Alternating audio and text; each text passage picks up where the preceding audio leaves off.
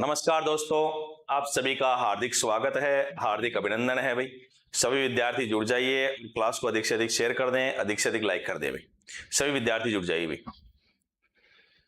बिल्कुल, जितने विद्यार्थी हैं सभी क्लास को शेयर करें, क्लास को लाइक करें। सीटी का पहला जो पेपर है वो लग चुका है, आपको पता है, और अपने पढ़ाए हुए क्वेश्चंस भी मिले हैं वहां पे, उसको भी सोल्व करवा दिया जाएगा जल्दी ही, है ना। क्वेश्चंस तो वही मिले हैं, कोई घबराने वाली बात नहीं है। अच्छा पेपर आया था, ठीक है। चलो पहले जो महत्वपूर्ण इन्फॉर्मेशन है वो बता देता हूँ। रेणु वाला good evening sir ji, good evening Renu भाई, है ना। देखो आप देख सकते हैं, सबसे पहले अपन बात कर रहे हैं, देखिएगा एसएलसी क्लासेज की। देखो बुक्स जो है उनकी बात कर रहे हैं। बुक्स को डाउनलोड आपको परचेज करने के लिए क्या करना पड़ेगा, आपको एसएलसी क्लासेज का क्या करना पड़ेगा, ऐप डाउनलोड करना पड़ेगा। एसएलसी क्लासेज का ऐप डाउनलोड करें और ऑनलाइन बुक क्या कर सकते हैं, हम ऑर्डर कर सकते हैं, ठीक है। इसमें आपको देखो पहले 5 बुक्स का कॉम्बो है, आप देख सकते हैं। ये वॉल्यूम फर्स्ट, वॉल्यूम सेकंड, ये क्लास नोट्स वाली बुक है, ये 7000 बेस्ट क्वेश्चंस वाली बुक है, और ये आपके 33 प्रैक्टिस सेट वाली बुक है। और ये मात्र आपको 1799 रुपए में जो है घर बैठे यथास्थान के ऊपर आपको मिल जाएगी। या तो आप ऐप के ऊपर जाके ऑर्डर कर सकते हो, या फिर आप ये दिए गए नंबर के ऊपर भी व्हाट्सएप करके या कॉलिंग करके ऑनलाइन ऑर्डर कर सकते हैं। इसके अलावा देखिएगा नए पाठ्यक्रम के अनुसार लाइब्रेरी एंड इंफॉर्मेशन साइंस की जो लेटेस्ट एडिशन है बुक्स का वो भी है। देखिए ये वॉल्यूम फर्स्ट वाला, ये वॉल्यूम सेकंड वाला, और ये my computer and library world class notes वाला न्यू एडिशन आ गया है। और ये जो प्राइस है 1149 रुपए, 1149, इसमें आपको ये प्रोवाइड हो जाएगा। सेमी प्रोसेस रहेगा, आप तो या तो जाके कहां से एप्स के ऊपर से आप क्या कर सकते हो, ऑर्डर कर सकते हो, या फिर दिए हुए नंबर के ऊपर कॉल या व्हाट्सएप करके भी ऑनलाइन ऑर्डर कर सकते हैं भाई। Roshan good evening sir, good evening. Surendra Singh प्रणाम गुरु जी, बिल्कुल नमस्कार भाई। देखिएगा अब मैं आगे बात करूं तो आप ध्यान से समझिएगा। ये अपने बैच की बात कर रहे हैं, बैच की बात करेंगे। देखिएगा ये आपके जो राजस्थान लाइब्रेरियन ग्रेड सेकंड जो वाला है 2024 वाली जो वैकेंसी है, जो फरवरी में एग्जाम लगने वाला है, उसकी बात कर रहे हैं। पेपर जो सेकंड है या इसके लिए जो बैच लिए लेके आए हैं वो बैच है आपके द्रोणाचार्य बैच। कौन सा बैच है, द्रोणाचार्य बैच। इसमें आपको live classes, recorded classes, e notes, unit wise test, exam pattern test, recorded classes, unit wise test, और डबल डाउट्स जो सॉल्विंग क्लासेज है वो भी आपको मिलेगी। मोर अगर कोई अधिक इंफॉर्मेशन चाहिए तो उसके लिए आप दिए हुए नंबर के ऊपर क्या कर सकते हैं, कॉल कर सकते हैं। इसके अलावा राजस्थान लाइब्रेरियन ग्रेड सेकंड का जो पेपर फर्स्ट और paper second, paper first GK का रहता है और पेपर सेकंड एलआईएस का रहता है। इसके लिए जो बैच है वो कौन सा बैच है, आपके रणभूमि बैच है। कौन सा बैच रहेगा, रणभूमि बैच रहेगा। इसमें आपको नए पाठ्यक्रम पर आधारित क्लासेज मिलेगी, यूनिट वाइज टेस्ट मिलेंगे, एग्जाम पैटर्न टेस्ट मिलेगा, ई नोट्स मिलेंगे, रिकॉर्डेड क्लासेज मिलेगी, और अधिक जानकारी के लिए आप दिए हुए नंबर के ऊपर क्या कर सकते हैं, कॉल कर सकते हैं भाई। क्लियर है। सुरेंद्र सिंह गुरुजी प्रणाम नमस्कार। रेणुबाला राम राम गुरुदेव जी, बिल्कुल जय श्री राम। देखिएगा इसके अलावा देखो अब अपन बात कर रहे हैं किसकी, राजस्थान लाइब्रेरी कॉम्बो पैक की। किसकी बात कर रहे हैं, कॉम्बो पैक की बात कर रहे हैं। यानी वो विद्यार्थी जो ग्रेड सेकंड और ग्रेड थर्ड दोनों की तैयारी कर रहे हैं, उन विद्यार्थियों को अलग अलग कोर्स परचेज करने की आवश्यकता नहीं है, एक ही बैच ज्वाइन कर सकते हैं। वो बैच कौन सा है, अर्जुना बैच। कौन सा बैच है, अर्जुना बैच। समस्त जो क्लासेज हैं वो नए पाठ्यक्रम पर आधारित क्लासेज आपको मिलने वाली है। पेपर फर्स्ट जो है वो जीके का मिलने वाला है, पेपर सेकंड जो है एलआईएस का मिलने वाला है। इसमें आपको live classes, recorded classes, unit wise test और एग्जाम पैटर्न टेस्ट मिलने वाला है। ये आपके दिए हुए नंबर के हैं, इनके ऊपर अगर कोई क्वेरी हो तो आप पूछ सकते हैं। इसके अलावा आपके एनवीएस लाइब्रेरियन 2024 जनरल पेपर और लाइब्रेरी साइंस का जो पेपर है वो मात्र 3499 रुपए में 3499 में मिलने वाला है। इसमें 1 ईयर वैलिडिटी रहेगी, बेस्ट कंटेंट रहेगा, फ्री टेस्ट सीरीज रहेगी, और कंप्लीट पैकेज आपको मिलने वाला है। अधिक क्यूरी के लिए दिए हुए नंबर के ऊपर आप क्या कर सकते हैं, कॉल कर सकते हैं, व्हाट्सएप करके इंफॉर्मेशन प्राप्त कर सकते हैं। इसके अलावा अब बात करेंगे राजस्थान लाइब्रेरियन ग्रेड थर्ड की। ग्रेड थर्ड की वैकेंसी आपको जल्द ही देखने को मिलेगी। इसके लिए जो पेपर सेकंड है उसके लिए, जिसमें लाइब्रेरी साइंस आती है और एजुकेशनल साइकोलॉजी आती है, उसके लिए जो बैच है वो लक्ष्य बैच है। कौन सा बैच है, लक्ष्य बैच है। पिछली जो लाइब्रेरियन ग्रेड थर्ड की वैकेंसी थी उसमें 200 प्लस सिलेक्शन एसएलसी क्लासेस द्वारा दिए गए हैं, ये भी ध्यान रखिए ना आप, ठीक है। इसके अलावा इसमें live classes, complete recorded batch, recorded classes, e notes, PDF, unit wise test और एग्जाम पैटर्न टेस्ट मिलने वाला है। आपके अधिक क्यूरी के लिए आप दिए हुए नंबर के ऊपर क्या कर सकते हैं, कॉल कर सकते हैं। क्लियर। अब बात करते हैं Rajasthan librarian grade third paper first और पेपर सेकंड के लिए। इन दोनों के लिए जो बैच है वो कौन सा है, मिशन लाइब्रेरियन बैच है। इसमें भी आपको live classes, recorded classes, e notes, unit wise test, exam pattern test मिलने वाला है। अधिक क्वेरी के लिए आप दिए हुए नंबर के ऊपर क्या कर सकते हैं, कॉल कर सकते हैं, व्हाट्सएप करके भी आप जानकारी प्राप्त कर सकते हैं हमें।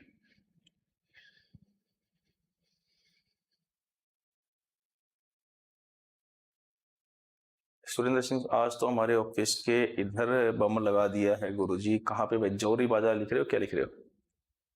देखिए, ये तो इन्फॉर्मेशन थे, जो प्रश्नोत्तरी है दोस्तों वो स्टार्ट करेंगे, स्टार्ट करते हैं, ध्यान रखिएगा। देखो, पहला क्वेश्चन आपके सामने है। अकबर ने उदयपुर पर अधिकार कर लेने के बाद उसे क्या नाम दिया? क्या उसको मोमिनाबाद नाम दिया था, क्या उसको मोहम्मदाबाद नाम दिया था, क्या उसको शाहजहांबाद नाम दिया था, या फिर उसको अकबराबाद नाम दिया था? भाई सभी को आंसर देना है। सरिता, good evening sir ji, good evening भाई। विष्णु वैष्णव, राधे कृष्णा, बिल्कुल, जय श्री कृष्णा, राधे राधे। पहला क्वेश्चन आपके सामने है। अकबर ने उदयपुर पर अधिकार कर लेने के बाद उसे क्या नाम दिया? क्या उसका नाम मोमिनाबाद रखा, क्या उसका नाम मोहम्मदाबाद रखा, क्या उसका नाम शाहजहांबाद रखा, या उसका नाम अकबराबाद रखा?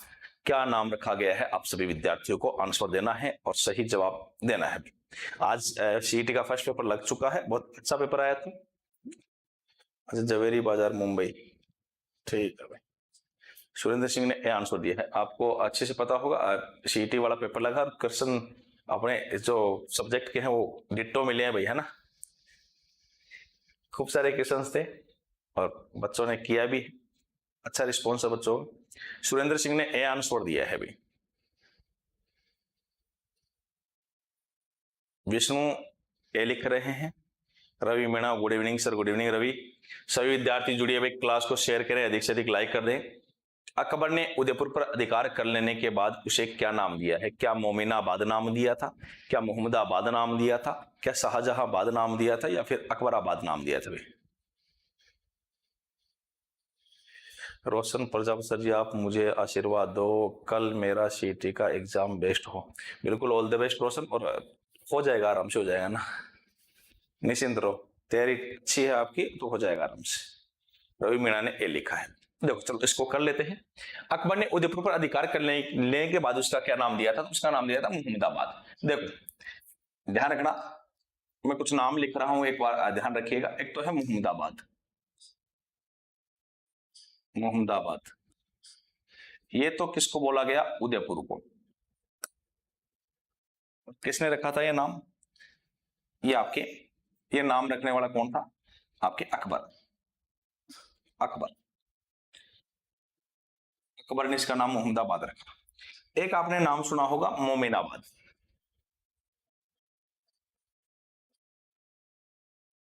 मोमिनाबाद, ध्यान रखना, मोमिनाबाद किसको कहते हैं? आमेर को।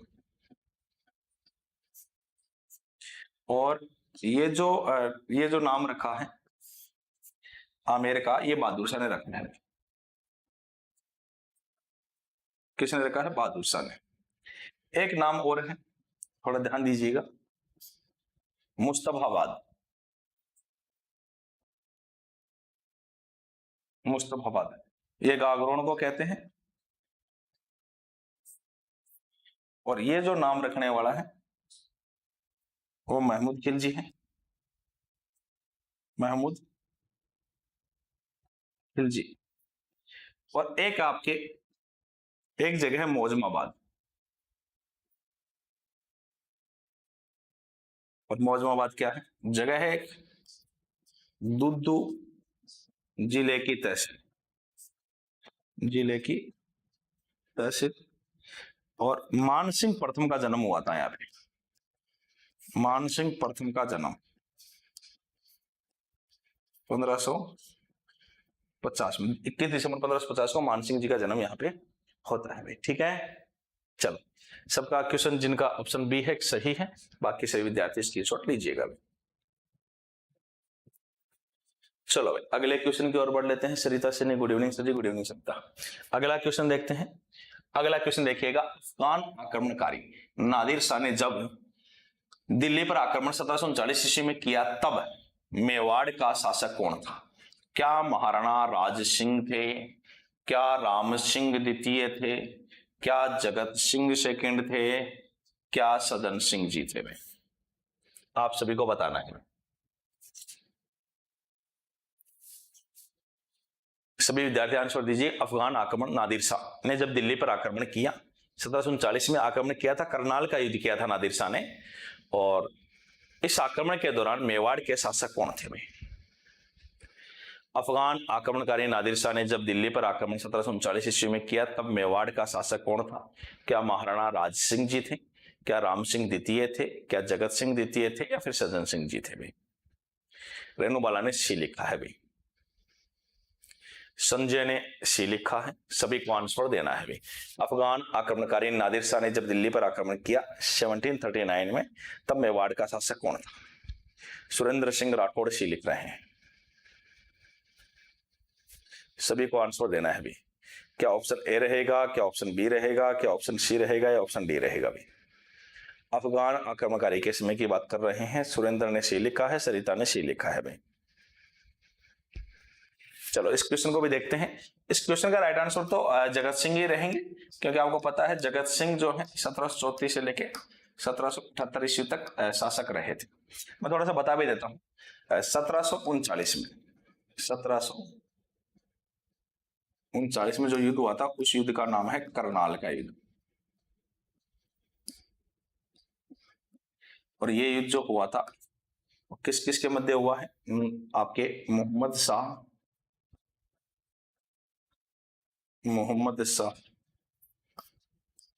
रंगीला वर्सेज, इसका पूरा नाम है मोहम्मद शाह रंगीला या रोशनी अख्तर वर्सेज नादिर शाह। तो कौन जीता था? नादिर शाह। ईरान का नेपोलियन कहते हैं भाई इसको, ईरान का नेपोलियन। ये जो है मुगल सिंहासन, जिसका नाम क्या है? मयूर सिंहासन या तख्त ए ताउस को लूटा था इसने। मयूर सिंहासन, मुगल सिंहासन जो तख्त ए ताउस है उसको लूट के लेके गया था भाई। सुरेंद्र सिंह 185 क्लास सेव है सर आपकी मेरे फोन में। ओके सुरेंद्र, तो ये इसको लूट के लेके जाता है। ये नादिर शाह जो है ये वही है जो कोहिनूर हीरा ईरान ले गया था भाई। कोहिनूर हीरा साथ ले गया था। एक्चुअल में समझो इस बात को, अब जिससे मयूर सिंहासन की बात कर रहे हैं, उस मयूर सिंहासन, मुगल सिंहासन या उसको तख्त ए ताउस कहते हैं, उसका निर्माण शाहजहां ने करवाया था। तो उससे मुगल सिंहासन या मयूर सिंहासन या तख्त ए ताउस पर बैठने वाला पहला मुगल बादशाह था, वो था आपके शाहजहां। लेकिन जब ये करनाल का युद्ध हुआ तो ये इसको लूट के लेके गया नादिर शाह। ये जो मुगल सिंहासन था ये लगभग 12.5 क्विंटल का था। ये हीरे जवाहरात से जड़ा हुआ था, इसके ऊपर कोहिनूर हीरा लगा हुआ था। उसी कोहिनूर हीरो को भी ये साथ लेके गया था भाई। तो इससे मुगल सिंहासन पर बैठने वाला फिर अंतिम मुगल बादशाह कौन होगा? वो होगा मोहम्मद शाह रंगीला या रोशनी अख्तर। क्लियर है? मुगल सिंहासन, कोहिनूर हीरा जड़ा हुआ था, और ये युद्ध भी आपको मैंने बता दिया है। युद्ध भी आपको बता दिया है। इसको ईरान का नेपोलियन भी कहते हैं। भारत का नेपोलियन समुद्रगुप्त को कहा जाता है। तो सारे के नाम बताए हैं, थोड़ा ध्यान रख लीजिए। इसका राइट आंसर क्या हो जाएगा? ऑप्शन सी हो जाएगा। क्लियर है? स्क्रीनशॉट लीजिएगा। चलो आगे बढ़ते हैं। अगला क्वेश्चन, राजस्थान के किस ऐतिहासिक दुर्ग के मुख्य द्वार पर जयमल फत्ता की मूर्तियां स्थित हैं? क्या चित्तौड़ पे है, क्या जूनागढ़ पे है, क्या रणथंभौर पे है, या कुंभलगढ़ पे है? सभी को आंसर देना है। सभी आंसर दीजिएगा भाई। राजस्थान के किस ऐतिहासिक दुर्ग के मुख्य द्वार पर जयमल फत्ता की मूर्तियां स्थित है? चित्तौड़ पे है, जूनागढ़ पे है, रणथंभौर पे है, या कुंभलगढ़ पे है? रतनलाल ने ए आंसर दिया है। सभी को आंसर देना है। सभी को बताना है। रेणुवाला ने जूनागढ़ लिखा है। सुरेंद्र सिंह भी लिख रहे हैं। संजय ने ए लिखा है। अच्छा क्वेश्चन है, इजी क्वेश्चन है, कोई घबराने वाली बात नहीं है। जितेंद्र ने बी लिखा है। राजस्थान के किस ऐतिहासिक दुर्ग के मुख्य द्वार पर जयमल फत्ता की मूर्तियां स्थित हैं? सुरेंद्र सिंह ने जूनागढ़ लिखा है, रेणु बाला ने जूनागढ़ बीकानेर लिखा। चलो भाई, इसका राइट आंसर तो क्या रहेगा? ऑप्शन बी रहेगा। पहले तो अपन देखते हैं, रवि मीणा ने ए लिखा है कि चित्तौड़गढ़ दुर्ग कहां पे है? चित्तौड़ में है। चित्तौड़गढ़ दुर्ग कहां पे है? चित्तौड़गढ़ में है। अपन फिर बात कर लेते हैं, जूनागढ़ दुर्ग कहां पे है? बीकानेर में। रणथंभौर दुर्ग कहां पे है? सवाई माधोपुर में।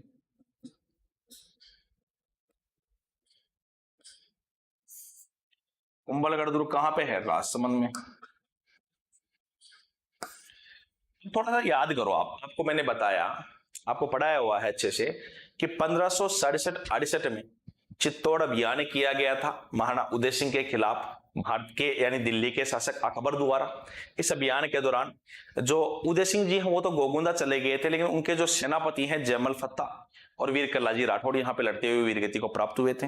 जयमल जी जब चोटिल हो जाते हैं तो जयमल को कंधे पे बिठा के और जो कल्लाजी राठौड़ हैं वो युद्ध लड़ते हैं। तो जब चार हाथ दिखते हैं तो अकबर को लगा कि भाई ये चमत्कार हो गया।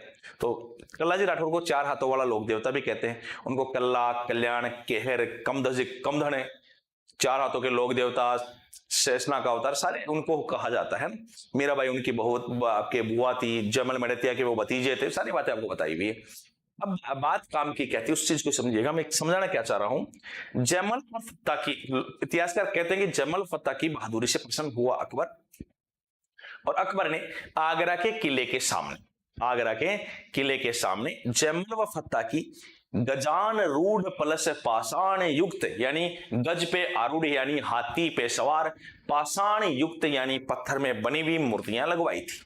बाद में यही मूर्तियां राज सिंह राठौड़ ने उनसे मांगी थी, और राज सिंह राठौड़ वही हैं जिनको राजपुताने का कर्ण कहा जाता है। इन राज सिंह राठौड़ ने वो मूर्तियां बाद में कहां पे? जूनागढ़ दुर्ग के सामने, जो वहां का पहला प्रवेश द्वार है सूरजपोल, उसके बाहर लगवाई थी, और लगवाने वाले व्यक्ति राज सिंह राठौड़ थे। जूनागढ़ दुर्ग कहां पे है? जूनागढ़ दुर्ग आपके कहां पे रहेगा? बीकानेर में। लगवाने वाले व्यक्ति कौन थे? राज सिंह राठौड़। हाँ, कुछ सेनापति हैं जिनको आपको थोड़ा ध्यान रखना है। रेणु बाला ने लिखा सेनापति जयमल फत्ता। देखो जयमल फत्ता जो सेनापति हैं वो महाराणा उदय सिंह जी के हैं। गोरा बादल जो सेनापति हैं वो रावल रतन सिंह के हैं। जेता और कुपा जो सेनापति हैं वो मालदेव राठौड़ के हैं। आपके रणमल रतिपाल जो सेनापति है वो हमीर देव चौहान के हैं। तो थोड़ा ध्यान रखना इन सेनापतियों के बारे में ना। तो इस क्वेश्चन का जो राइट आंसर हो जाएगा वो क्या हो जाएगा? जूनागढ़ हो जाएगा दोस्तों। इसका भी आप स्क्रीनशॉट लीजिएगा। ठीक है भाई, अगले क्वेश्चन की ओर बढ़ते हैं। बहमा शाह है जिसने अपनी सारी संपत्ति राणा प्रताप के चरणों में समर्पित कर दी, इनका संबंध किस जिले से था? क्या वो उदयपुर से थे? क्या वो चित्तौड़ से थे? क्या वो नागौर से थे? या वो पाली से थे? भाई किस जिले से उनका संबंध है? सुरेंद्र सिंह गुरुजी एक भूगोल की मैराथन लेके आओ ना, जल्दी करवाएंगे इसकी व्यवस्था आपकी क्लास की, है ना। Kanta Verma, good evening sir ji. Good evening Kanta. सभी विद्यार्थी जुड़ जाइए। बहमा शाह जिसने अपनी सारी संपत्ति राणा प्रताप के चरणों में समर्पित कर दी थी, इनका संबंध किस जिले से था? आप आजकल देखते हो कि जितने भी गांवों के अंदर, जो भी गांव में या सिटी में जहां पे भी कोई प्रोग्राम होता है, वहां पे जो दानवीर लोग हैं वो अपना डोनेशन देते हैं, तो उनको भामाशाह के नाम समझ के आता है कि इस भामाशाह ने इतने रुपए दिए, इस भामाशाह ने इतने रुपए दिए। वो सारे के सारे नाम इन्हीं भामाशाह के नाम से प्रसिद्ध है। भामाशाह का मतलब ही दानवीर है। पिंकी राधे राधे गुरुजी, बिल्कुल राधे राधे पिंकी। कांता ने डी लिखा है, सुरेंद्र सिंह ने डी लिखा है। सभी को आंसर देना है भाई। भामाशाह जिसने अपनी सारी संपत्ति राणा प्रताप के चरणों में समर्पित कर दी, इनका संबंध किस जिले से रहा है? जितेंद्र ए लिख रहे हैं भामाशाह। चलो, रवि मीणा ने बी लिखा है। इस क्वेश्चन का जो राइट आंसर है वो आपके डी रहेगा, पाली। भामाशाह का जन्म 1547 में होता है, संबंध इनका पाली से। और ये वही भामाशाह हैं जिनको क्या कहते हैं? इनको मेवाड़ का रक्षक कहते हैं भाई, मेवाड़ का रक्षक। इनको मेवाड़ का कर्ण कहते हैं भाई, मेवाड़ का कर्ण। इन्हीं को दानवीर कहा जाता है। ये सब किसको कहते हैं? भामाशाह जी को कहते हैं भाई। किसको कहते हैं? भामाशाह को ही कहते हैं। क्लियर है? मेरे हिसाब से भी के क्लियर होगी बातें, है ना। तो यहां तक आप स्क्रीनशॉट लीजिएगा एक बार। चलो भाई अगला क्वेश्चन देखते हैं। 1734 ईस्वी में हुरडा सम्मेलन की अध्यक्षता किसने की थी? क्या जगत सिंह द्वितीय ने की थी? क्या भीम सिंह सिसोदिया ने की थी? क्या संग्राम सिंह द्वितीय ने की थी? क्या सज्जन सिंह ने की थी? भाई सभी को आंसर देना, सभी को आंसर देना है।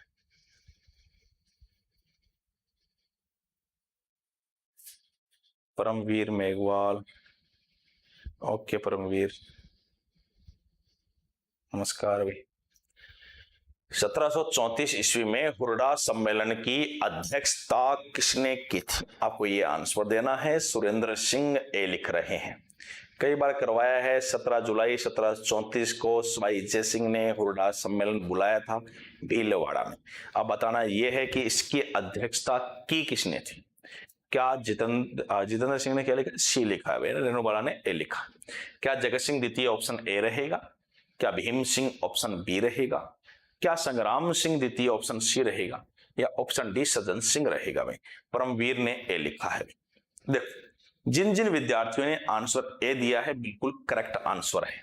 मैंने आपको बताया, मैंने क्या बताया दोस्तों? मैंने आपको बताया ये कि 17 जुलाई 1734 को हुरडा सम्मेलन का आयोजन होना था भीलवाड़ा में।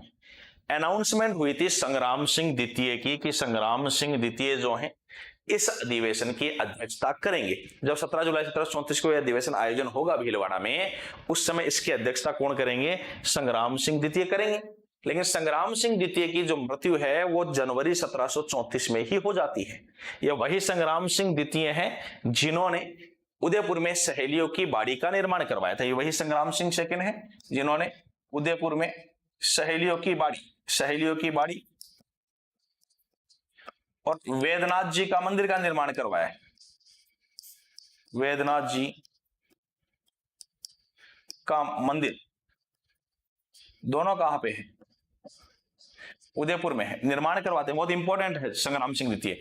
इनको अध्यक्षता करने के लिए रखा गया था लेकिन इनकी मृत्यु हो जाती है, इसलिए इनके पुत्र जगत सिंह द्वितीय क्या करते हैं?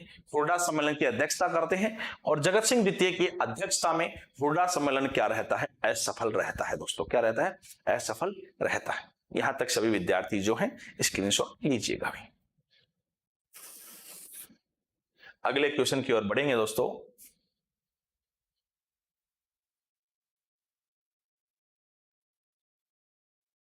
निम्न में से किस कवि ने राणा प्रताप के स्वाभिमान को जीवित बनाए रखा? बताइएगा। देखिए दोस्तों, क्या वो चक्रपाणि मिश्र है? क्या वो हरिदास झाला है? क्या वो कवि पृथ्वीराज राठौड़ है?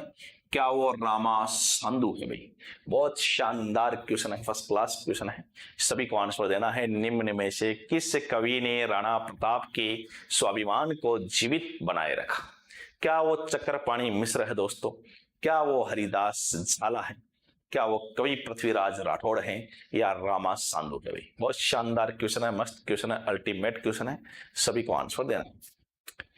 निम्न में से किस कवि ने राणा प्रताप के स्वाभिमान को जीवित रखा? सुरेंद्र सिंह सी लिख रहे हैं, सभी को आंसर देना है। बहुत अच्छा क्वेश्चन है ये।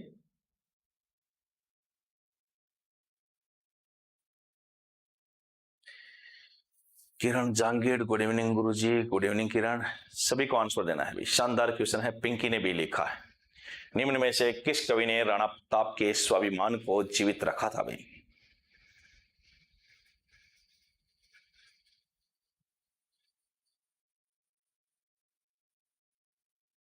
चलो भाई, कांता वर्मा ने सी लिखा है, रेणुबाला ने सी लिखा है, किरण ने भी लिखा है। भाई मुकेश लहरी सी लिख रहे हैं, सभी को आंसर देना है। क्या करेक्ट आंसर रहने वाला है? लगभग विद्यार्थियों ने आंसर दे दिया है। इसका राइट आंसर तो ऑप्शन सी है। देखो एक तो चक्रपाणि मिश्र तो ये तो प्रताप का दरबारी था भाई, प्रताप का दरबारी, प्रताप का क्या था? दरबारी था।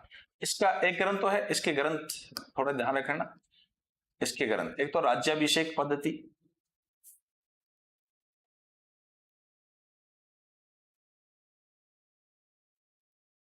एक व्यवहार दर्श है, ये दो तो ध्यान रख लेना, ये दो ध्यान रख लेना ना। पृथ्वीराज राठौड़ है ना, एक ग्रंथ है पृथ्वीराज राठौड़ का, एक ग्रंथ है बेली किशन रुक्मणी ख्यात। देखो थोड़ा सा मैं बताता हूं बेली किशन रुक्मणी ख्यात के बारे में, पूछ सकता है आपको ना, ये क्वेश्चन सीटी में भी आ सकता है। इसकी जो भाषा है वो डिंगल या उत्तरी मारवाड़ी है।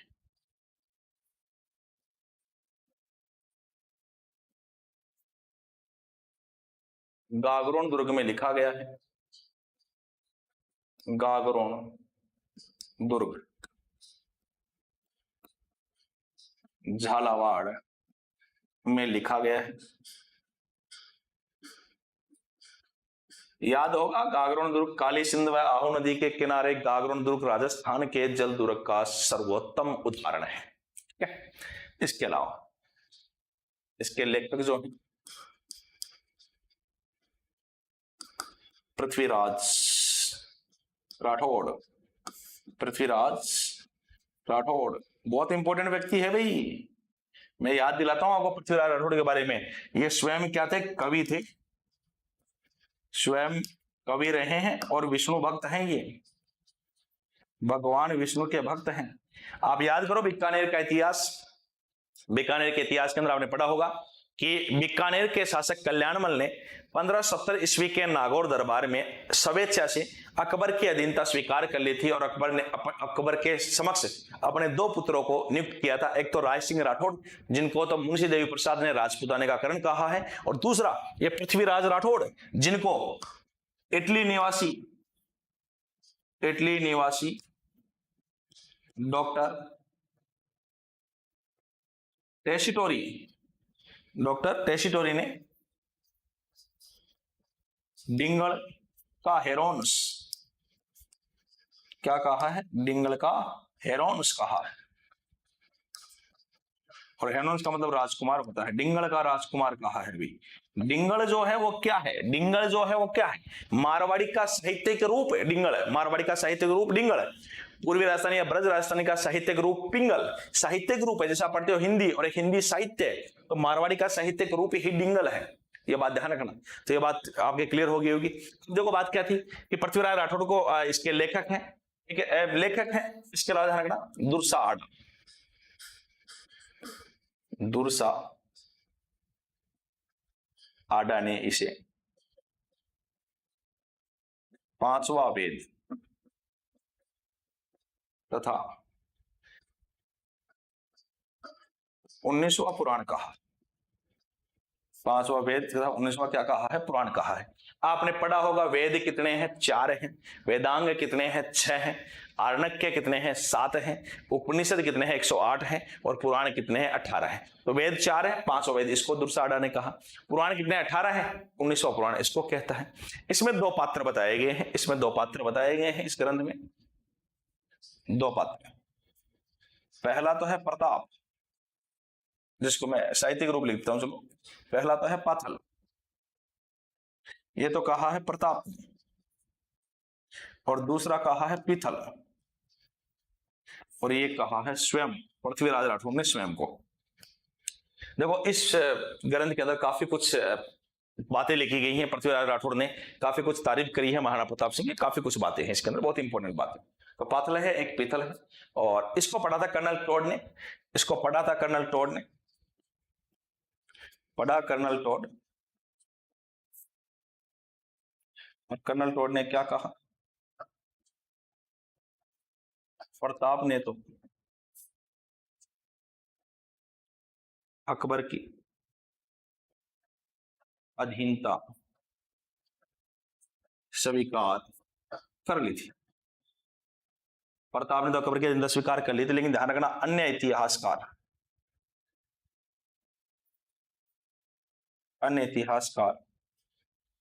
ये जो टोड ने बात कही है, इस बात को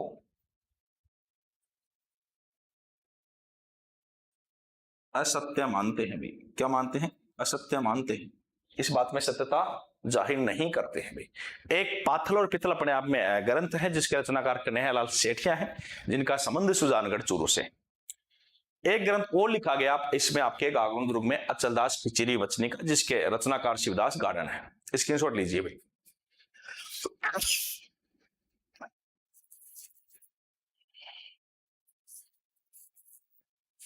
चलो अगला क्वेश्चन देखते हैं। त्याग व वीरता की मूर्ति पन्नाधाय की छतरी कहां स्थित है? गिलुन राजसमंद में है, चित्तौड़ में है, अजबगढ़ अलवर में है, या तिमनगढ़ करौली में है? सभी आंसर दीजिए भाई। अच्छा क्वेश्चन है, आंसर देना स्टार्ट करें। त्याग व वीरता की मूर्ति पन्नाधाय की छतरी कहां स्थित है? क्या करेक्ट आंसर रहेगा आपको बताना है। सभी आंसर दीजिए भाई।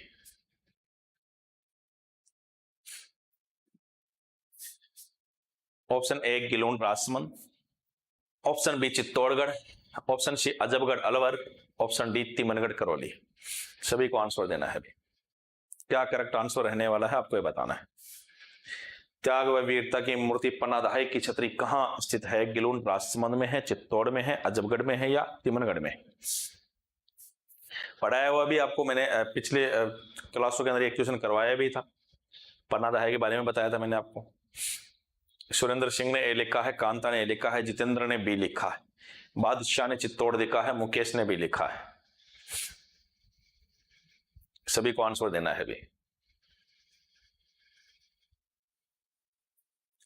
रेणुबाला ने ए लिखा है, मुकेश कुलरे ने बी लिखा है, अशोक बिश्नोई ने ए लिखा है, सरिता सेनी ने ए लिखा है। सभी को आंसर देना है। त्याग व वीरता की मूर्ति पन्नाधाय की छतरी कहां स्थित है? गिलोन राजसमंद में है, चित्तौड़ में है, अजबगढ़ में है, तिमनगढ़ में है। भाई पिंकी ने भी लिखा है, विजेता ने ए लिखा है। चलो भाई, मैंने बताया हुआ है राइट आंसर तो क्या है? चित्तौड़ है। पन्नाधाय के बारे में मैंने बताया आपको, पन्ना के बारे में बताया हुआ है। इसको मेवाड़ की रक्षिका कहते हैं। क्या कहते हैं? मेवाड़ की रक्षिका। और पन्नाधाय के बारे में काफी कुछ बातें मैंने आपको बताई कि पन्नाधाय वो महिला है, ये उदय सिंह की धाय मां थी। इन्होंने अपने पुत्र चंदन का बलिदान देकर उदय सिंह जी की रक्षा की थी, इसलिए इसको मेवाड़ की रक्षिका कहते हैं। इन्होंने उदय सिंह को कुंभलगढ़ दुर्ग के किलेदार आशा देवपुरा के पास शरण दिलाई थी, तो ये वही पन्नाधाय है। तो इसका राइट आंसर क्या हो जाएगा? चित्तौड़ हो जाएगा भाई। क्या हो जाएगा? चित्तौड़ इसका करेक्ट आंसर हो जाएगा। स्क्रीनशॉट लीजिएगा भाई।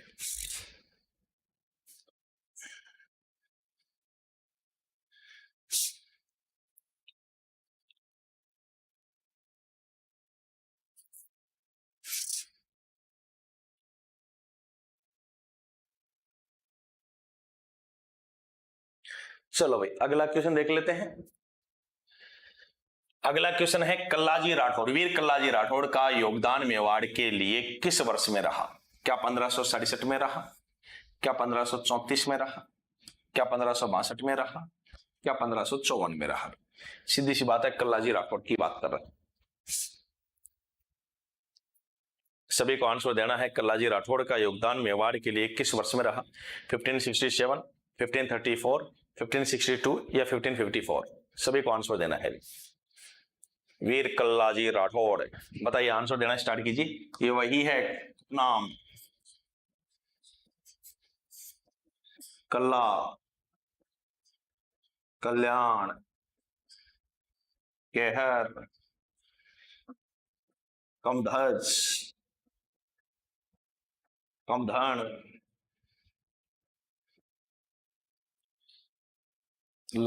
आपके शेषनाग का अवतार लिख सकते हो, लक्ष्मण का अवतार लिख सकते हो। लक्ष्मण का अवतार, चार हाथों के लोक देवता,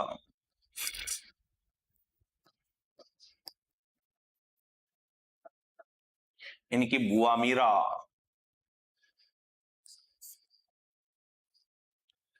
चाचा जयमल, इनके चाचा जयमल मेड़तिया।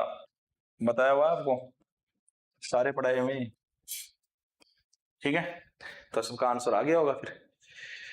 ओके, बादशाह ने 1567 लिखा है, रेणुबाला ने ए लिखा है, कांता ने ए लिखा है, अशोक ने बी लिखा है, मुकेश ने ए लिखा है, संजू ने ए लिखा है, सुरेंद्र ने ए लिखा है, पिंकी ने सी लिखा है, विजेता ने ए लिखा है, लक्ष्य ने ए लिखा है, शेषनाग के देवता है, जितेंद्र हड्डा ने ए लिखा, बिल्कुल 1568 चित्तौड़ अभियान, अभी बताया था थोड़ी देर पहले, 1568 के चित्तौड़ अभियान के दौरान ये लड़ते हुए वीरगति को प्राप्त हो गए थे भाई।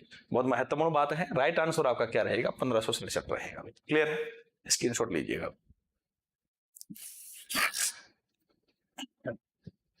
अगला क्वेश्चन, मुगल मेवाड़ संधि 1615 किन किन के मध्य हुई?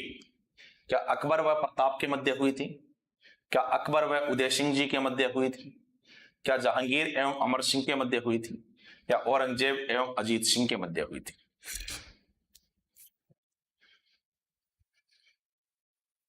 मुगल मेवाड़ संधि 1615 किन किन के मध्य हुई थी? अकबर एवं प्रताप, अकबर एवं उदय सिंह, जहांगीर एवं अमर सिंह, औरंगजेब एवं अजीत सिंह।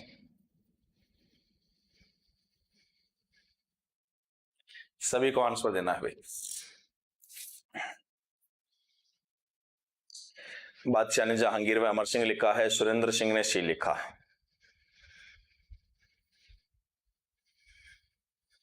अशोक ने सी लिखा है। मुगल मेवाड़ संधि 1615 किन किन के मध्य हुई? अकबर प्रताप, अकबर उदय सिंह, जहांगीर अमर सिंह, औरंगजेब अजीत सिंह। सुरेंद्र ने सी लिखा है, अशोक ने सी लिखा है, मुकेश ने सी लिखा है, जितेंद्र ने सी लिखा है, कांता ने सी लिखा है, सरिता ने सी लिखा है। चलो, पिंकी ने सी लिखा है, लक्ष्य ने सी लिखा है। चलो इसको आंसर दो जहांगीर एवं अमर सिंह की। करने का तरीका भी बता देता हूं, अगर आपको भूल भी जाओ, आप कोई दिक्कत नहीं है। तो पहले दे रखा है मुगल और मेवाड़, तो आप चेक कर सकते हो। अकबर, जहांगीर, औरंगजेब, मुगल तो सही है। मेवाड़ प्रताप, उदय सिंह, अमर सिंह, अजीत सिंह, ये तो ऑप्शन हो ही नहीं सकता है। फिर आप देख सकते हो डेट दे रखी है 1615, तो आपको पता है अकबर तो जो रहता है 1556 से लेके 1605 तक रहते हैं, और ये 1615 में है। प्रताप भी जो है 1572 से 1597 तक रहते हैं, और ये तो 1615 में है, तो ये ऑप्शन भी नहीं हो सकता है। अकबर और उदय सिंह की बात करें तो उदय सिंह का कार्यकाल 1537 से लेके 72 तक है। उदय सिंह तो प्रताप के भी पिता थे, तो ये भी नहीं हो सकता। फिर आप देख सकते हो यही होगा। और वैसे भी आप देख सकते हो जहांगीर का जो कार्यकाल है वो तो 1605 से लेके, भाई नहीं आए तब की बात कर, बाकी तो डायरेक्ट ये तो पढ़ा हुआ, आसान सी बात है। मुगल मेवाड़ संधि 1605-27 है, और अमर सिंह का कार्यकाल जो है आपको पता है 1597 से 1620 है। मैंने पढ़ाया था ना भी, अकबर की मृत्यु के बाद में जहांगीर ने जो है आक्रामक नीति अपनाई थी। 2 आदेश दिए थे, मेवाड़ में कत्लेआम कर दो, खेतों को जलाकर राख कर दो, इसलिए इन्होंने बाद में संधि कर ली थी। उसकी कुछ शर्तें रखी गई थी, वो शर्तें आपको बताई हुई है। तो इसका जो राइट आंसर है वो आपके ऑप्शन सी हो जाएगा। अभी क्लियर है? स्क्रीनशॉट लीजिएगा अभी।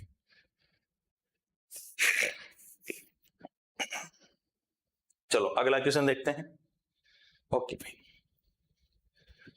औरंगजेब एवं अजीत सिंह मुगल मेवाड़ संधि, अच्छा ये मिक्सअप कैसे हो गया भाई? ये तो चलो अगले क्वेश्चन को देख लेते हैं। अकबर ने महाराणा प्रताप को समझाने के लिए किसे प्रथम संदेशवाहक के रूप में भेजा था? क्या मान सिंह को भेजा था? क्या भारमल को भेजा था? क्या कमाल खां को भेजा था? या जलाल खां को भेजा था? भाई सभी को आंसर देना है। अकबर ने महाराणा प्रताप को समझाने के लिए किसे प्रथम संदेशवाहक के रूप में भेजा था? क्या वो मान सिंह जी थे?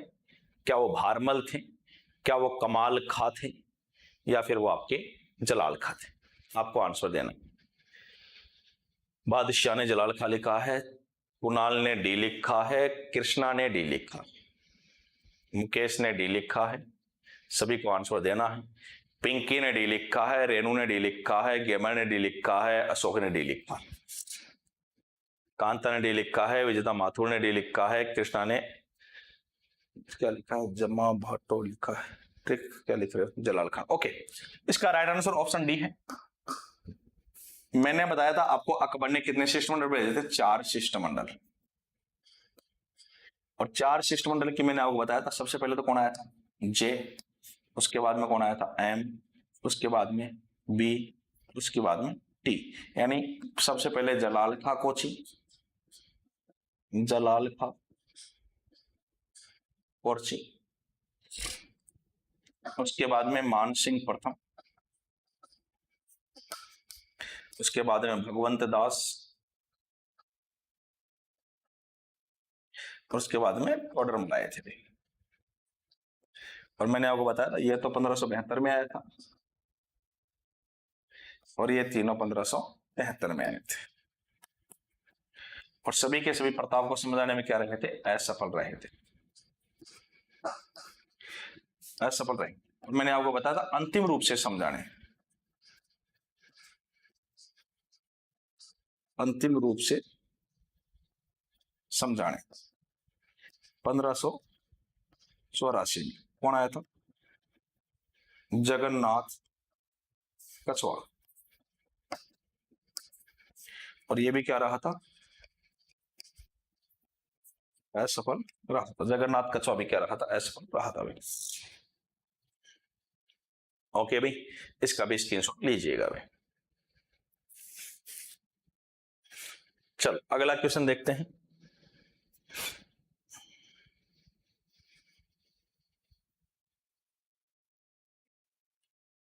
देखो, महाराणा राज सिंह ने मारवाड़ के किस शासक को मुगलों के विरुद्ध आश्रय दिया? क्या वो जसवंत सिंह थे? क्या अजीत सिंह थे? क्या अनूप सिंह थे? क्या अभय सिंह थे?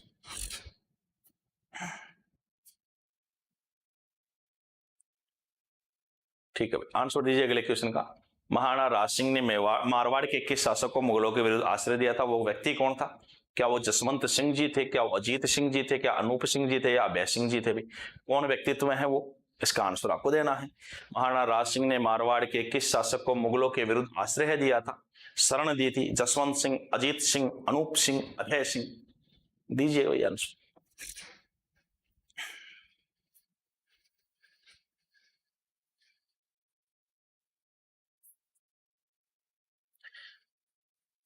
ठीक है भाई, सभी आंसर दीजिए। महाराणा राज सिंह ने मारवाड़ के किस शासक को मुगलों के विरुद्ध आश्रय दिया था? मुगलों के विरुद्ध। सभी को आंसर देना है भाई। अशोक बिश्नोई ने ए लिखा है भाई।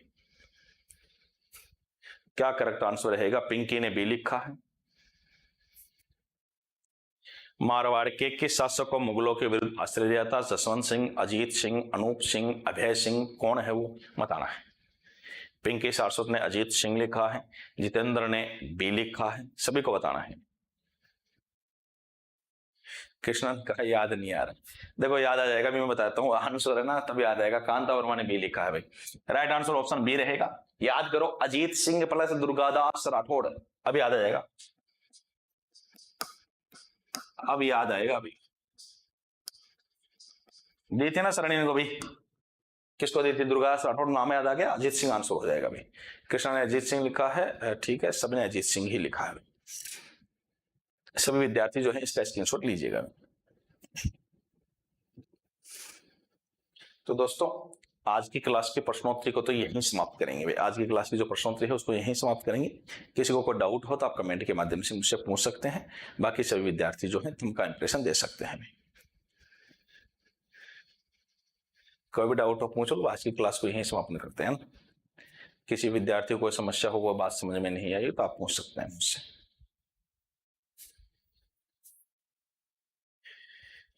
बिल्कुल, जिस विद्यार्थी को कुछ पूछना हो तो आप कमेंट के माध्यम से पूछ सकते हैं।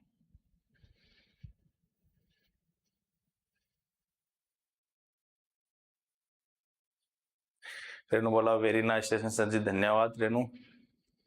किसी को पूछना हो, मान लो कोई बात हो तो आप क्वेश्चन पूछ सकते हैं, पुटअप कर सकते हैं। रेनू बोला okay and thanks sir ji, धन्यवाद। Ladla thank you sir, okay. Kanta Verma nice session sir ji, धन्यवाद कांता। रेनू बोला जय हिंद जय भारत, ओके रेनू। लॉर्ड कृष्णा क्या लिखा है? अब देखूंगी क्लास, क्या लिखा? अच्छा मैं तो अब देखूंगी क्लास। हाँ अच्छा, लेट जुड़े हो आप, कोई बात नहीं कृष्णा ना। सरिता very nice session sir ji, धन्यवाद। लॉर्ड कृष्णा बहुत अच्छा सर जी, धन्यवाद कृष्णा। तो दोस्तों आज की जो क्लास है, आज का जो सेशन है उसको अपने यहीं समाप्त करेंगे। और सभी कल जिसकी भी सीईटी के एग्जाम है सभी को ऑल द बेस्ट। तो अपन जो नेक्स्ट क्लास है उसमें अपन चर्चा करेंगे। बाकी मैं फर्स्ट टाइम आया सर, ओके भाई। कुणाल आपका स्वागत है एसएलसी परिवार में। तो अब आज की जो क्लास है, आज का जो सेशन है उसको यहीं समाप्त करेंगे। नेक्स्ट क्लास में जो है आगे की जो प्रश्नोत्तरी है उसके साथ में आपसे मुलाकात होगी। तब तक के लिए धन्यवाद। जय हिंद जय भारत।